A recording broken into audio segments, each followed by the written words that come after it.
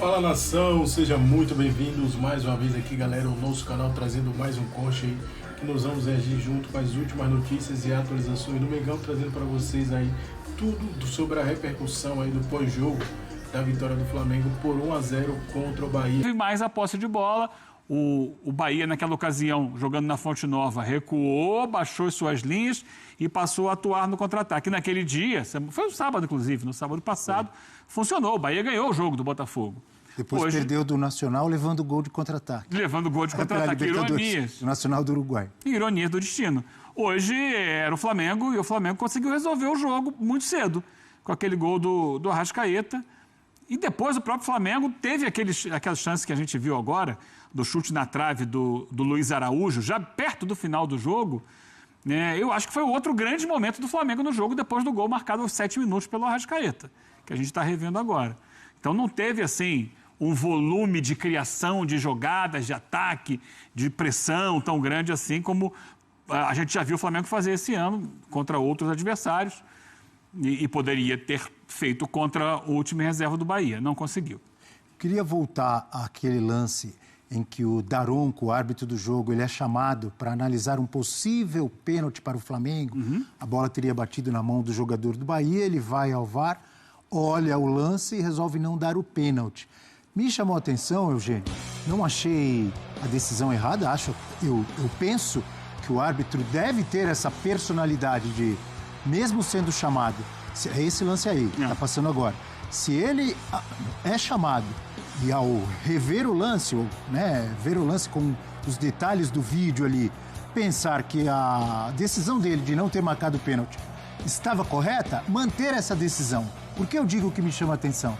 Porque é raro, não sei se você concorda, 90% ou mais, aí eu estou chutando uma porcentagem aqui, mas a maioria das vezes que o árbitro é chamado, ele vai lá e confirma o que o VAR está mostrando para ele, ou porque ele foi chamado. Olha esse lance aqui e tal, possível pênalti, possível expulsão. A maioria das vezes o árbitro vai lá, olha e confirma aquilo que está sendo sugerido. O Daronco, um árbitro experiente, foi lá e falou, não, estou olhando aqui, para mim não foi pênalti. Não acontece muito, né, Eugênio? Não acontece muito. É raro.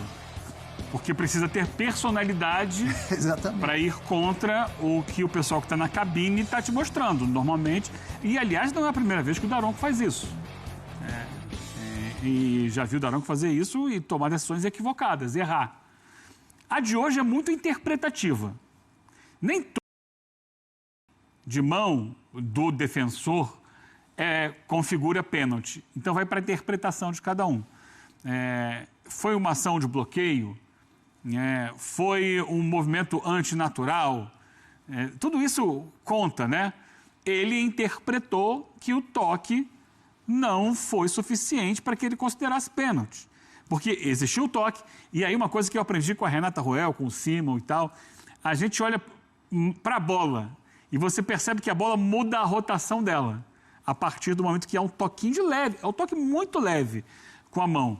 E não sei, eu acho que... O Simon, inclusive, desculpa eu te interromper rapidamente, o Ciro, que é o nosso editor-chefe hoje, até me passou aqui agora, que o Simon falou com ele, agora há pouco, por telefone, por mensagem e tal, dizendo que o Daronco acertou.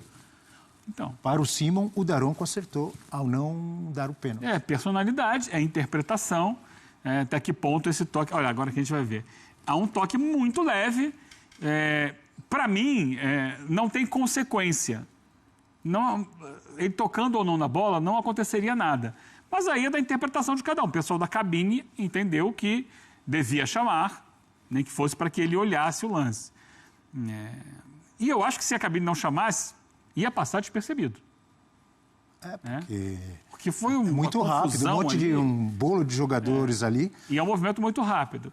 Então segue. Agora, no final do jogo, a gente viu o Rogério Ceni reclamando uma barbaridade com o Daronco. Não sei exatamente o que ele estava reclamando, né? O time dele teve um pênalti que o VAR indicou não marcado contra ele. O Flamengo teve um jogador expulso, que foi o Gerson. Ele deu 13 minutos de acréscimos e ainda teve o lance que, para mim, foi um lance muito parecido com a expulsão do Gerson e que ele não expulsou, o VAR não chamou para expulsar o Ramos Mingo no lance com o Joshua. E merecia o cartão vermelho. O Wallace, não o Joshua. A gente está revendo aí a imagem da expulsão do Gerson, né? O lance que o Daronco, a princípio, dá cartão amarelo. Olha lá. É chamado para rever o lance, né? Para acompanhar as imagens pelo vídeo. E aí ele troca o cartão e dá cartão vermelho. Eu estava até olhando aqui o próximo jogo do Flamengo. É o clássico Flamengo-Botafogo na 9ª rodada. Obviamente o Gerson vai ser desfalque, né? Vai ter que cumprir a suspensão por causa dessa expulsão.